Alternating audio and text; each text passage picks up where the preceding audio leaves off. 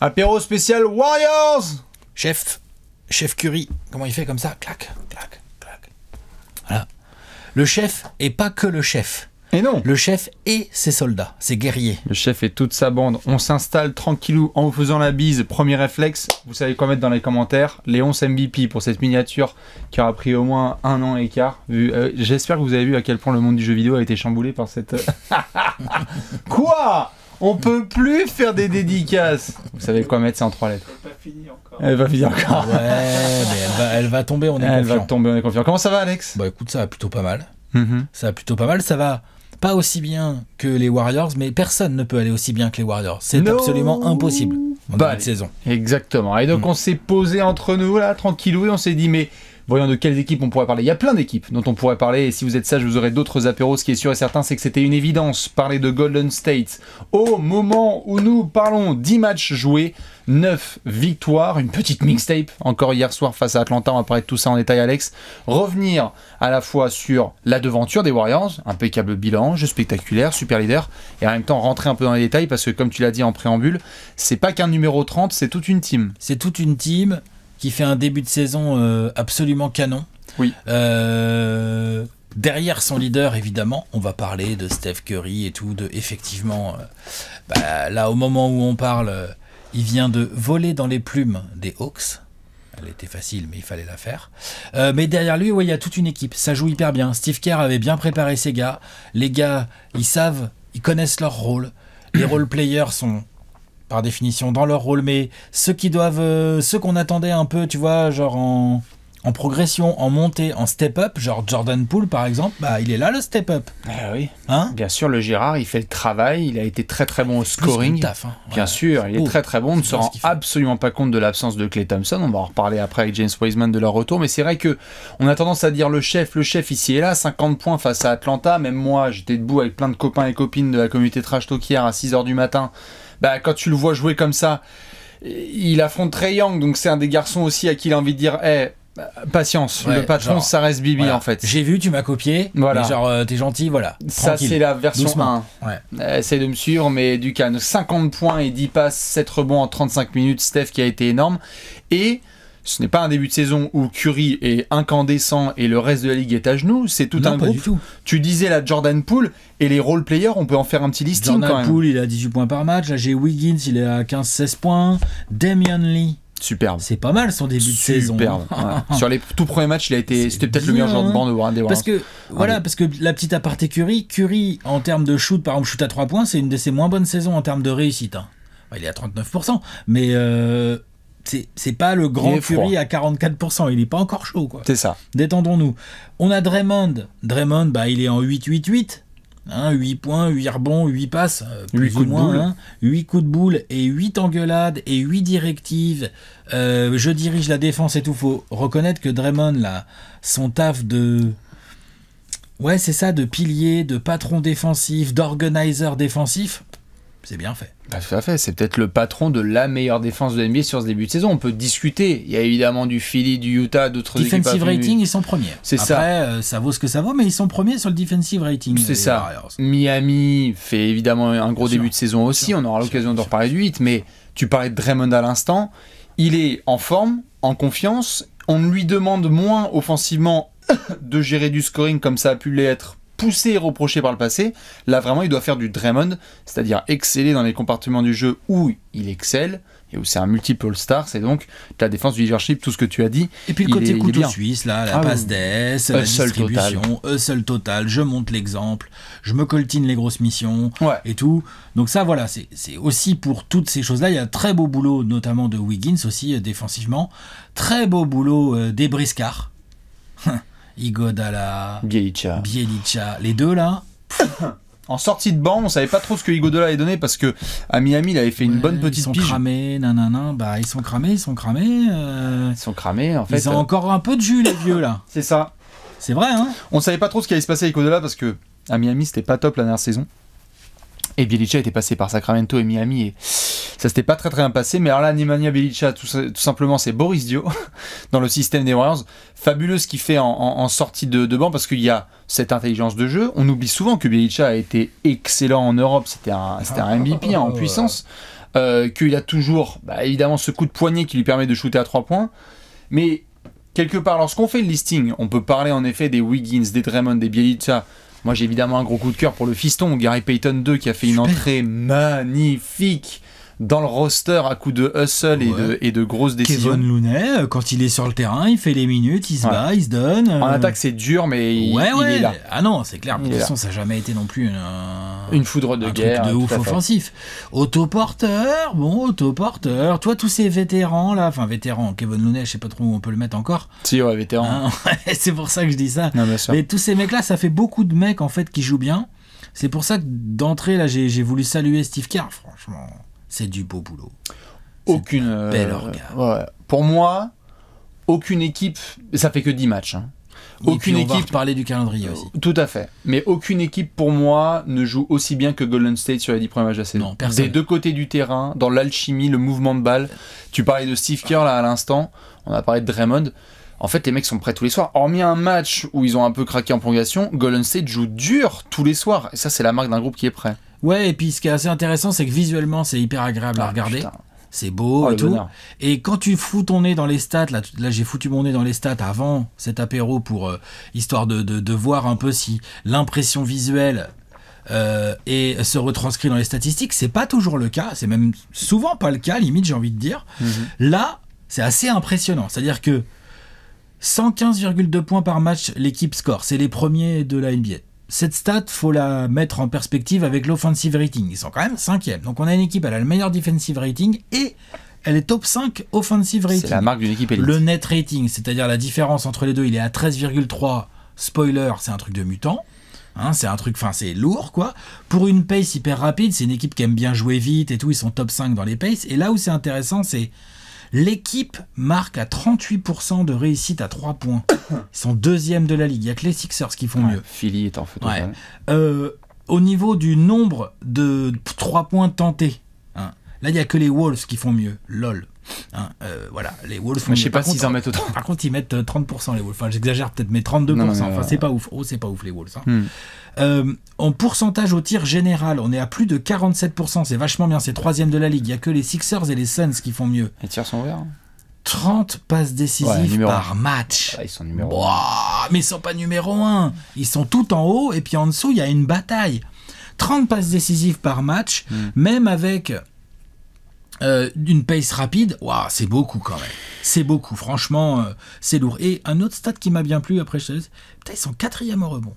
Ça montre le côté hustle et tout de cette équipe qui se bat, où t'as pas mal de mecs en fait qui viennent participer au rebond.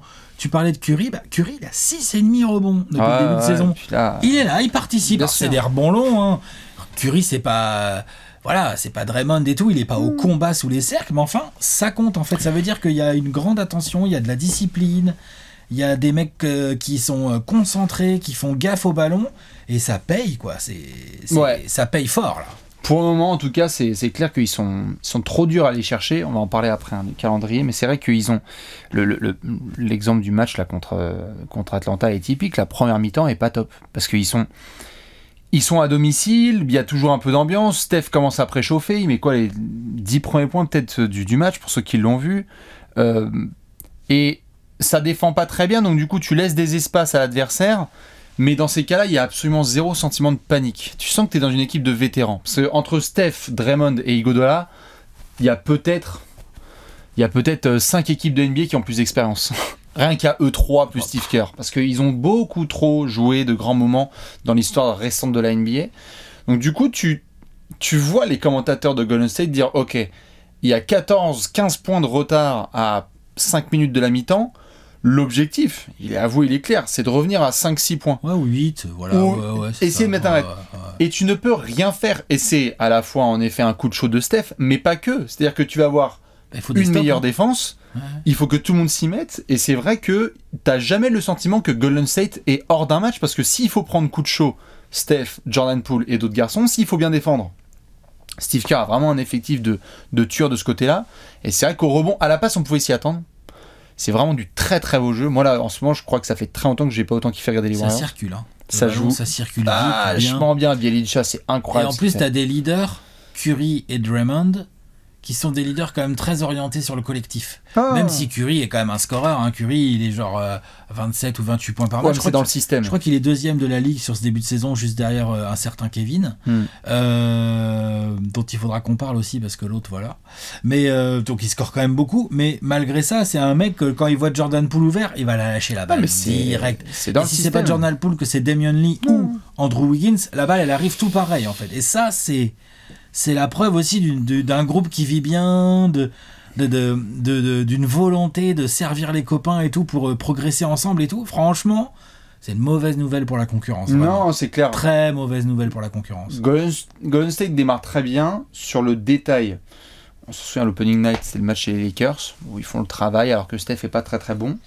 T'as bas les Clippers après. Tu bats les Clippers où la Steph là. a été à 45 points, donc c'est son premier coup de chaud avant d'en remettre 50 donc hier. T'as eu un déplacement à Sacramento et à OKC, donc bon, ça allait. C'est pas non plus des équipes de si gros calibre que ça. Enfin, les Kings, faut les faire, mais OKC, c'est quand même, voilà. J'allais le dire, il y a 2 matchs contre OKC.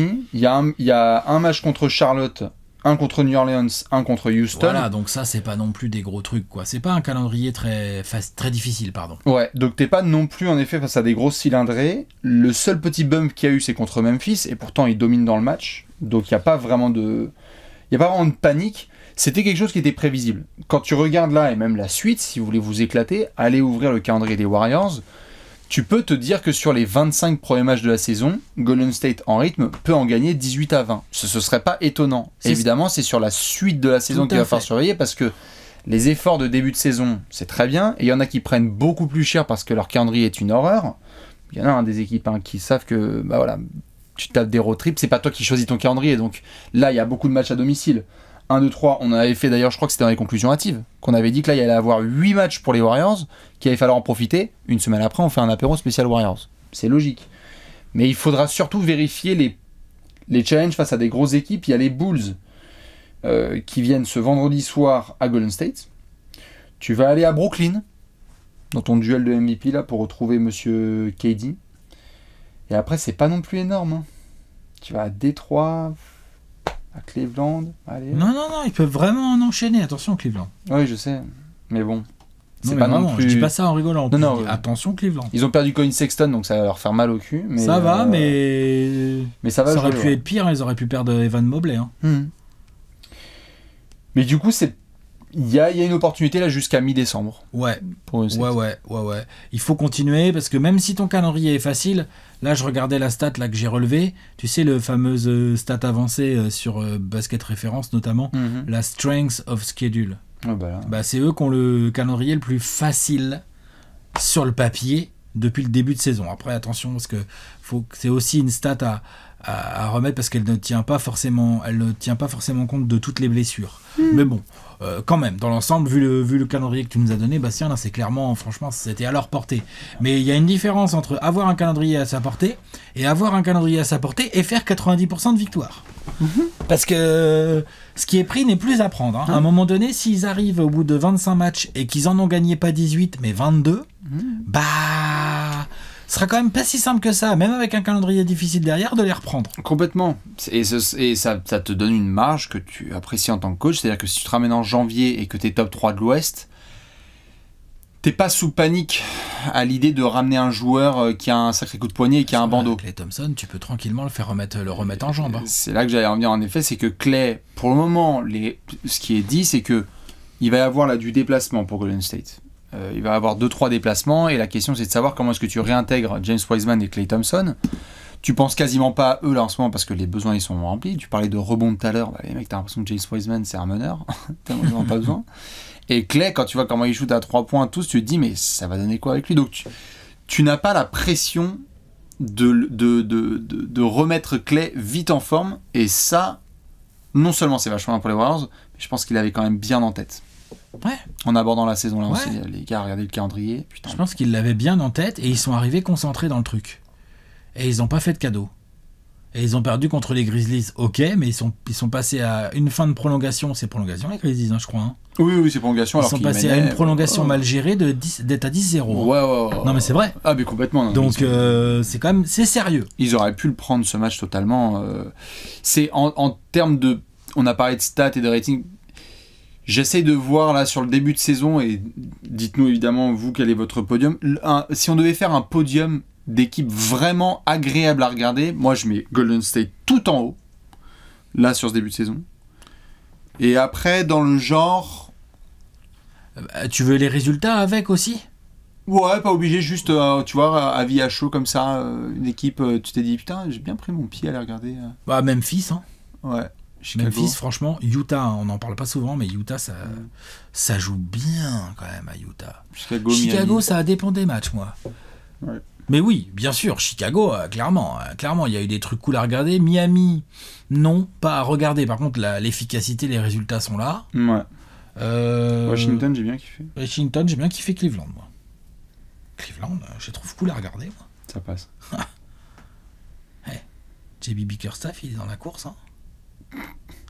Non, il est dans la course avec Steve Kerr. Mais ouais, pour en revenir aux Warriors, on verra pour la suite du calendrier. Moi, je trouve que pour une équipe comme ça, qui a mine de rien ramené pas mal de joueurs, quelques joueurs, on va dire, pendant l'été. Quelques joueurs. Bon, après, Iguodala, il connaissait déjà la maison. Bielika, on voit bien que visiblement ça va. Ça a l'air possible de l'intégrer, quoi. Et qui devait un peu faire passer un cap à Jordan Poole, tout en conservant Wiggins dans un rôle de 3&D comme il fait là et tout. Le petit Damian Lee qui progresse bien. Va falloir réintégrer Wiseman. Limite, réintégrer Wiseman quand il va revenir. Limite, c'est le truc le plus périlleux entre guillemets, mais je dis pas que c'est pas possible, hein, je dis juste, tu vois, genre les minutes de qui il va prendre Wiseman? Payton. Ouais. De actuel, hein. Parce que je sais que ça peut débattre évidemment. Ils ont une espèce de Bruce Brown love avec Gary Payton 2 qui est dans ce registre seul des petits guards là qui font le taf. Il va prendre des minutes à Looney. Le problème c'est que Looney, il en a 15. Ouais, et puis le problème c'est que les 15 minutes de Looney, elles sont peut-être claquées offensivement dans la plupart des temps, mais Steve Kerr, il peut se moucher et boire un Gatorade qu'il sait que Looney, il va respecter le système et il va s'intégrer dedans défensivement. Alors que Wiseman, jusqu'ici, ça a été, no disrespect, mais un poulet sans tête qui court dans la basse-cour. Il est jeune. Là, genre, t'as pas envie que le run où Wiseman il est là, en fait, tu te sois fait taper 3 fois sur pick and roll et tu dises ok putain c'est vrai qu'il faut qu'on lui apprenne. Il peut prendre de la minute si vraiment Steve Kerr veut le faire jouer, il peut prendre de la minute aux ailiers, les postes 3-4 qui font jouer le small ball. C'est-à-dire qu'en fait là je suis sur les joueurs qui jouent là depuis le début de saison, à part Looney et Draymond évidemment, mais à part Looney, quel est le joueur intérieur à qui Wiseman peut prendre des minutes? Toscano, c'est pas un intérieur. Enfin, il est intérieur aux Warriors, c'est un forward. Ouais, il est intérieur comme autoporteur. Comme. Ouais, mais il joue un peu plus à l'intérieur, quoi. Autoporteur, je crois que la dernière fois qu'il est dans la raquette. Ouais, c'est vrai. C'est vrai, mais enfin, il fait même pas 2 mètres, si Toscano. Je sais pas quelle taille il fait, lui. Toscano, il est pas grand. Franchement, Toscano, c'est un 2-3, hein, je pense, à la base. C'est un 98, ouais. Tu vois? Mais il joue un peu plus grand que sa taille. Tout à fait. Parce qu'à l'intérieur, il a un peu moins de temps de jeu là que la saison précédente parce qu'il y a des nouvelles têtes qui ont fait surface. Retour de Iggy, débarquement de Bjelica. Bjelica, même autoporteur, mine de rien, j'ai sous les yeux, joue 17 minutes. C'est ça. Donc du coup, moi j'ai l'impression que pour le moment, Wiseman, je le mets plus dans le groupe. Ah tiens, garbage time, regardons les 2 minutes de Kuminga là, qui est là quand il n'y a pas Moses Moody qui a fait des allers-retours à droite à gauche comme Kuminga. Ah bah là, les rookies, tout aussi talentueux soit-il. T'applaudis, tu te lèves. Ah bah, qu'est-ce que tu veux faire? T'applaudis le chef. Il va pas faire genre, pourquoi je joue pas à la place de Jordan Poole? Bah, en fait, parce que Jordan Poole, c'est ça. C'est McCollum en fait.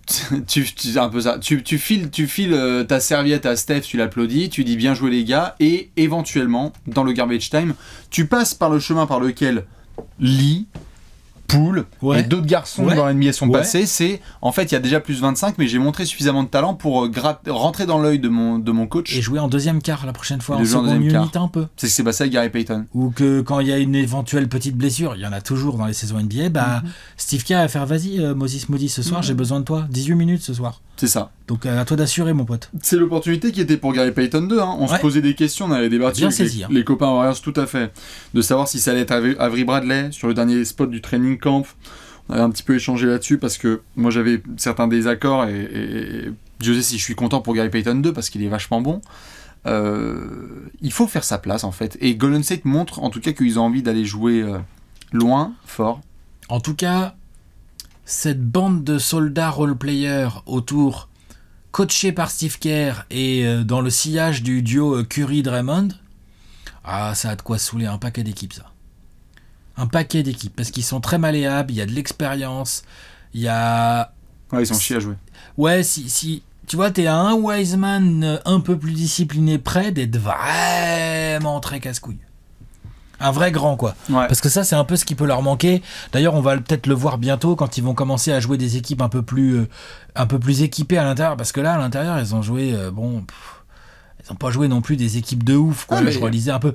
Et peut-être qu'il y a des équipes, tu vois, genre, je sais pas, quand il va falloir jouer et Denver et Utah, et ensuite faudra aller jouer, je sais pas moi, Embiid.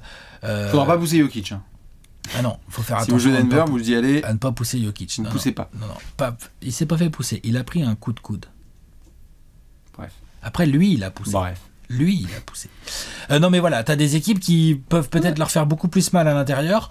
T'as des équipes aussi qui seront quand même capables d'un peu mieux défendre. Parce que là, on a vu aussi des équipes, Ah oui, non, mais attends. qui laissaient un peu trop de place. Donc, dans ce que tu disais, John Collins, première mi-temps du match de ce lundi soir, première mi-temps, il est intouchable au poste parce que, en fait. Parce qu'il fait une tête de plus parce que tout le monde. Ouais, qu'il est plus physique et athlétique. Donc, en effet, s'il rencontre des intérieurs un peu plus puissants, il faudra faire gaffe. Mais sur le début de saison, en tout cas, c'est super. Et je dois avouer que ça fait plus d'un an et demi. Ça fait plus d'un an. Ça fait un an. Ça fait combien de temps qu'on n'arrête pas de dire que le Chase Center, c'est un peu, il s'est construit sur un. Ça va mieux là. Sur un cimetière indien. Là, ça va mieux. Ça fait 2 ans. Ouais, ça fait depuis les finales. Les finales 2019. On a eu le début du Chase Center, la main de Curry qui explose. Ouais. Merci à Ron Baines et les Suns. Voilà, il y est pour rien, Ron Baines. Merci le les Suns. pauvre, il a glissé. Merci les Suns. Ouais. Et après, on a eu tout le massacre avec Clay et tous les garçons qui se blessent et des défaites dans tous les sens. Donc, d'avoir à nouveau cette espèce de fournaise de 4h du matin là, où ça y est, il y a les premières notifs là de genre oh shit, ça y est, Golden State met un run. C'est une des grandes images de la décennie 2010 et de la retrouver, c'est chouette. Je suis content pour Steph parce que je pense qu'il a dû se poser une ou deux questions quand même de savoir comment pouvait se dérouler ce début de saison. Pour le moment, c'est parfait. On est content pour Steph, on est content pour Draymond. Oui. Je suis content pour Steve Kerr aussi. Parce que c'est aussi le travail d'un coach qu'on voit là dans ce début de saison.